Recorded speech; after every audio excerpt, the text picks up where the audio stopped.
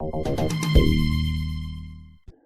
y a 3 ans, Nolizui était une adolescente de 14 ans comme les autres. Elle allait à l'école, traînait avec ses amis et aidait sa grand-mère quand elle le pouvait. Mais un jour, la vie de cette jeune Sud-Africaine a basculé. Elle a été enlevée et mariée de force à un homme de 30 ans de plus qu'elle. Quand ils se sont retrouvés seuls la première nuit, il l'a violée. Il est resté calme. Il m'a attrapée et m'a mise sur le lit. Il a soulevé ma jupe et a enlevé ma culotte. Je me suis débattue, mais il était plus fort que moi. Il m'a violée. Un cauchemar répété quasiment chaque nuit pendant 3 ans. Nolizui a fini par tomber enceinte. Elle a donné naissance à un petit garçon.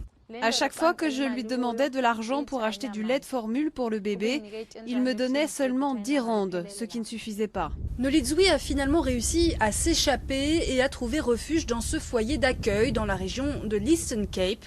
Impossible de rentrer chez elle car ce sont ses grands-parents qui avaient organisé son enlèvement en échange de 3 vaches, selon une vieille coutume locale remise récemment en vigueur dans certaines zones rurales. Cette pratique de l'enlèvement et du faux mariage s'intègre dans la tradition qui fait partie intégrante de notre culture. Il y a donc beaucoup à faire pour y mettre un terme. Des centaines de mineurs, parfois même prépubères, ont vécu la même tragédie. La police locale a récemment lancé une campagne pour lutter contre cette pratique en incitant toutes les jeunes filles victimes de mariages forcés à se faire connaître. Beaucoup d'hommes ont été arrêtés et certains parents de jeunes filles enlevés également.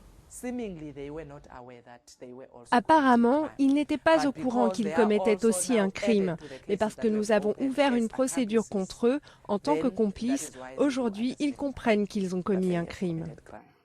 Une action qui semble avoir eu un effet. D'après la police, le nombre d'enlèvements a chuté depuis le lancement de la campagne.